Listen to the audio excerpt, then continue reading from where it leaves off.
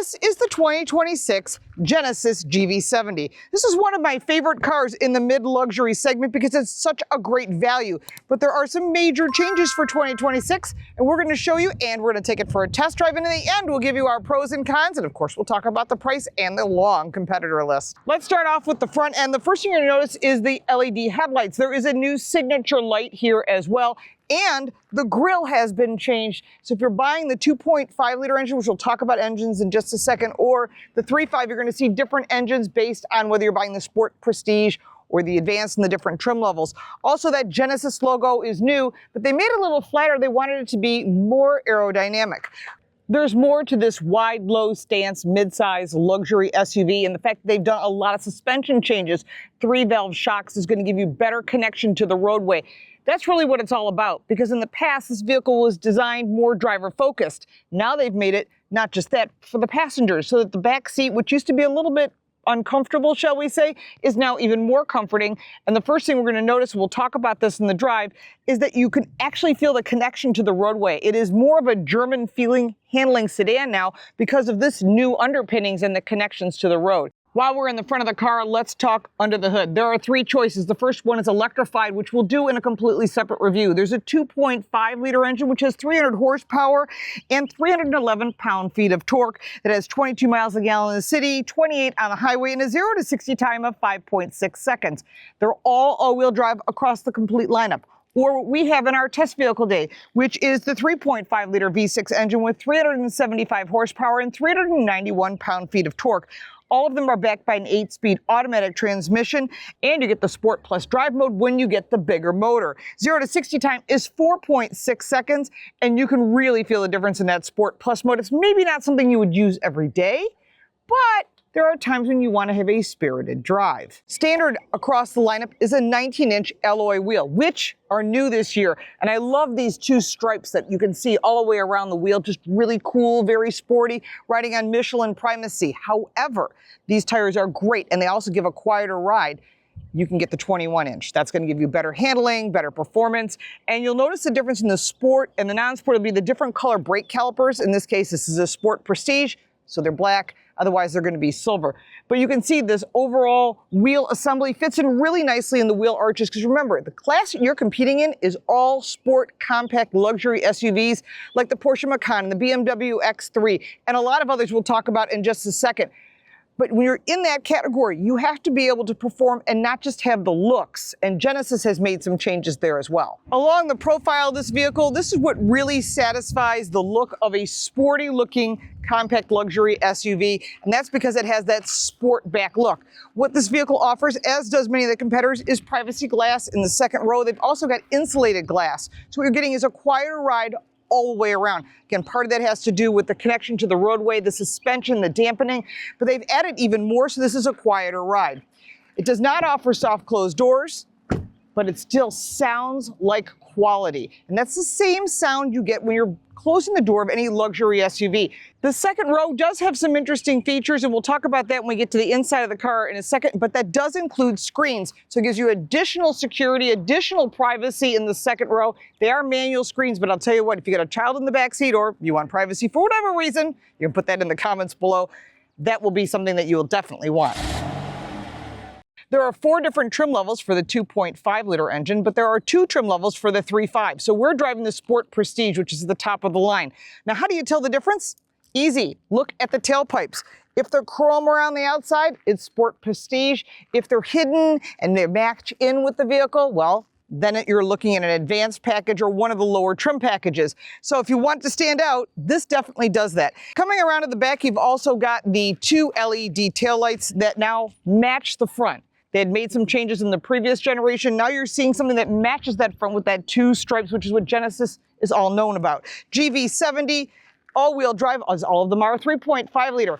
And then you've got this upper wing with an integrated 3rd brake light. I am disappointed that this wiper blade has not been moved up underneath. To me, that is a requirement because, as I say in all my videos, if you're not doing that, these wiper blades are expensive and they get worn. And if you use an ice scraper, you're going to damage them, and they're also very expensive. Now, to open the trunk underneath this wiper blade, they could easily move that to a different location.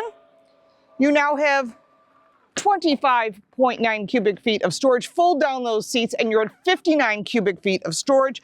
Lift up this cover and there's additional storage to hide things like an owner's manual, an emergency kit, whatever that might be. There is no spare tire. Underneath the second part of this cover is additional storage and a tire inflation product. The reason that there is no spare tire, as there aren't in many of the competitors, is because of weight. It'll definitely reduce the fuel economy, and that's what it's all about, giving you the best of all worlds, the performance, the handling, and the fuel economy, which is required to meet those corporate average fuel economies that the federal government has in place. Now, closing this hatch,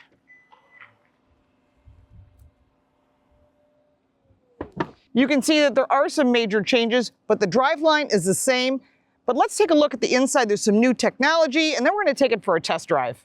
Coming into the second row, this is where they've made some changes for the passenger ride on the road. It's quieter back here. It's more comfortable. It's not so driver focused, but thinking about those people that ride in the vehicle every day. First thing to note is the second row seats do recline. So if you have child safety seats, 2 outboard seats have child latch system. In addition, as I talked about on the outside, there is the screen. If you need it, it's there. If you don't want it, you can tuck it away. It is manual. Privacy glass as well, which will help keep the temperatures down. Behind the seats are netting, which is really nice. But this also has 3-zone climate control.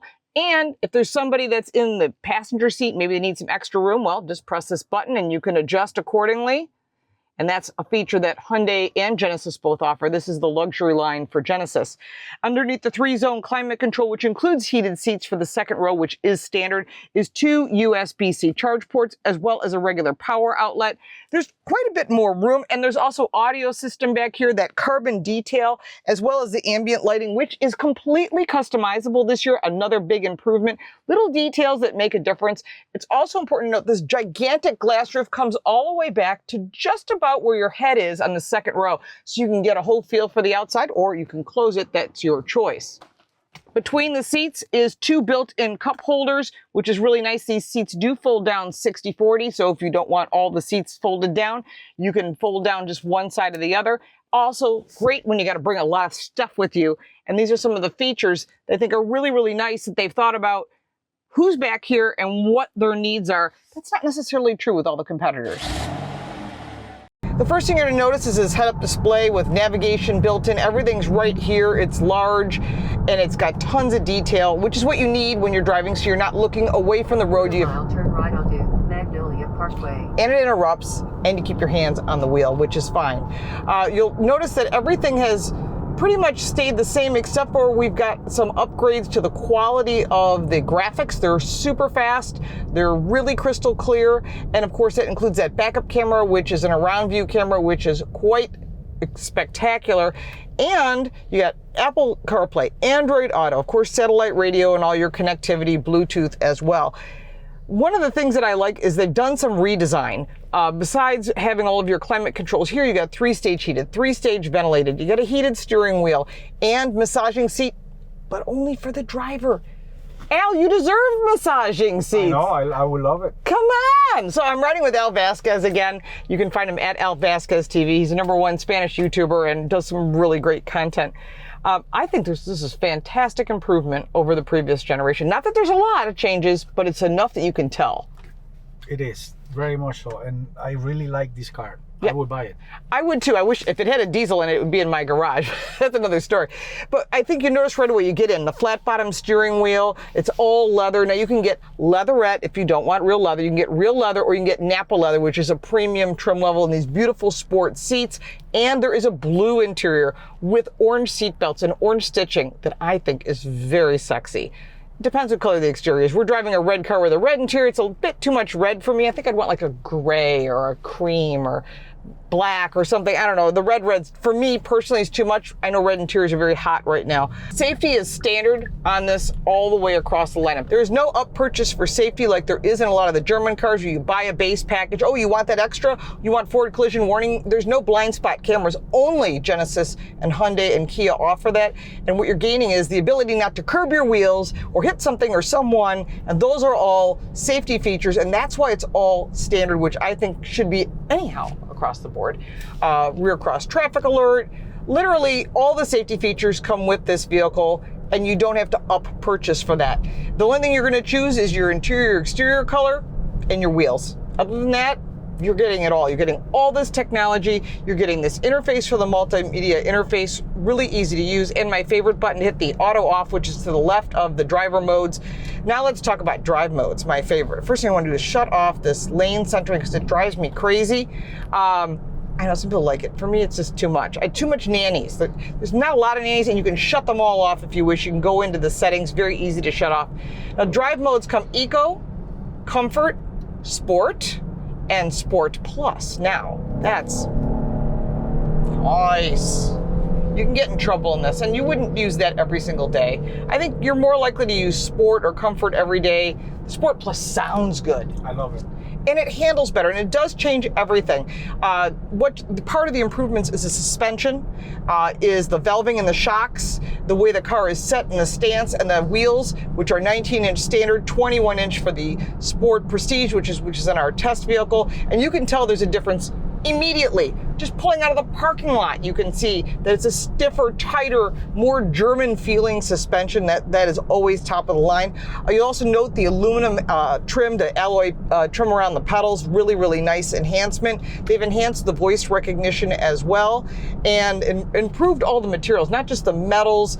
I don't know if this is carbon fiber or not. It's coated, it's nice. I wish it was real carbon fiber. That would certainly change the price point on things. But they call it carbon fiber trim. So maybe it's real carbon fiber. But other than that, the adjustable lighting for the ambient lighting is spectacular. You can adjust the top and the bottom differently. There's a lot of new choices for that as well. And the digital key, which is cool. So you don't want to carry your key? No problem. This card is your key. Put it in your wallet and you're all set. Or you get the very cool, my favorite, the white key fob. There's also a black one. I think they're just little things, you know. You can adjust the cluster in front of you. You can do it with the classic cluster. There's different gauge designs. All that is really nice. There's also a fingerprint scanner. So if you're like, I didn't have my key, you know, maybe you want to use your phone as your key because it's got the digital key, which is part also of your phone. Put your fingerprint, you set that up, and it will start the car based on knowing that it's you, which is really good if you're like at the beach or you went hiking or snowmobiling and you're like, I just don't have a spot for my key. Not a problem. You can use the digital key from your phone, or you can use the fingerprint recognition, which is another really nice feature.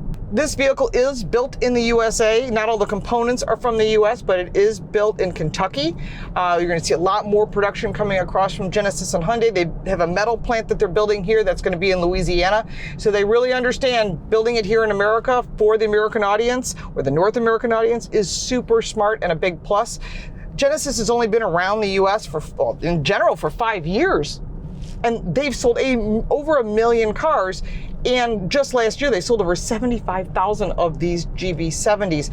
1 in every 3 Genesises they sell is a GV70. That's pretty impressive.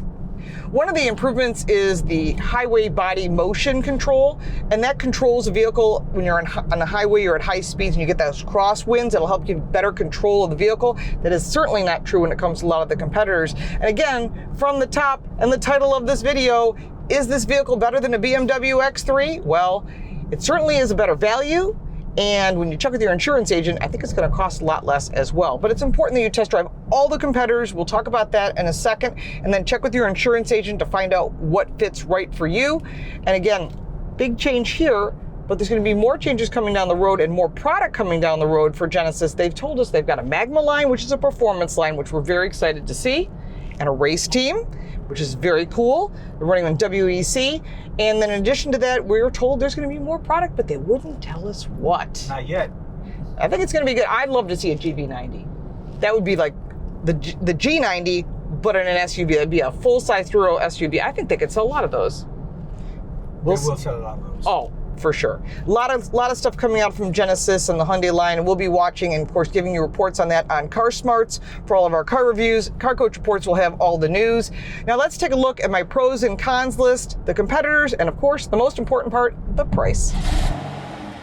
There are some pros and cons when it comes to the 2026 Genesis GV70. First up, I love the new design. It's not a lot, but it's enough to make a difference if you're looking to buy the vehicle. And of course, that driving experience That's where the big improvement is. Not just the screen in front of you, but the connectivity to the road, the fact that it absorbs a lot of the undulations in the road and you really feel connected. It's more of a driver's car, even though it's more focused on all the passengers in the vehicle. The cost, well, that's where it really shines compared to the competitors. We'll give you that list in just a second. The great value is where the Genesis lineup really shines. Compared to the competitors, you get 3 or 36,000 mile maintenance, roadside service, and a 10-year, 100,000 mile warranty, which none of the competitors have when it comes to the long warranty. And if you're going to own this vehicle, it is certainly where the value shines. Lots of cargo space, tons of new technology that's easy to use. Massive pluses all the way across the line. The only negative I could think of is, well, it'd be nice to have a few more areas to store those little things that you have, like chapstick and sunglasses, other than the sunglass holder up top. We all have extra stuff. Also, I'd love to see this wiper blade tucked up underneath. Are those deal breakers? No, because the value is where things really shine. And when I give you the competitor list, check with your insurance agent. You're going to see that I'm really spot on when it comes to this list, because it's quite a long list. Audi Q5, Mercedes-Benz GLC, Alfa Romeo, Stelvio, the BMW X3, which is a direct competitor to this, Jaguar F-Pace, the Acura RDX, Lexus RX 350, which are big sellers in this category, Infiniti QX50, and the Porsche Macan, which is a little sportier than this car, depending upon which engine and package that you purchase. Now we're going to talk about pricing. The price range is wide. The 2.5 liter starts at $47,985. Again, there are 4 trim levels, and that'll go all the way up to almost the entry level for the 3.5, which I personally prefer the larger motor. Again, you're not giving up anything other than maybe less fuel economy, and if you want the performance, then you step up to the bigger motor. The 3.5 liter Sport Prestige, which is our test vehicle, tops out at $70,095, but there are really no options other than the 10 exterior color choices and the 4 interior color choices, which includes that beautiful blue interior with the orange seatbelts and the orange stitching, really classy. Or you could get the red we have here, or if you don't want any of that, you're gonna have your choice of a leatherette, a leather, or the Napa interior. All those choices allows you to pick what you really like that works for you, but the price point, that's where it really shines. If you have any additional questions about the 2026 Genesis GV70, put them in the comments down below. We'll be more than happy to answer your questions. If you got value from this video, please like and subscribe. If you'd like to support our channel, you can buy me a cup of coffee. The link for that and all the ways to reach me are down below in the description. I'm Lauren Fix. Thanks so much for watching.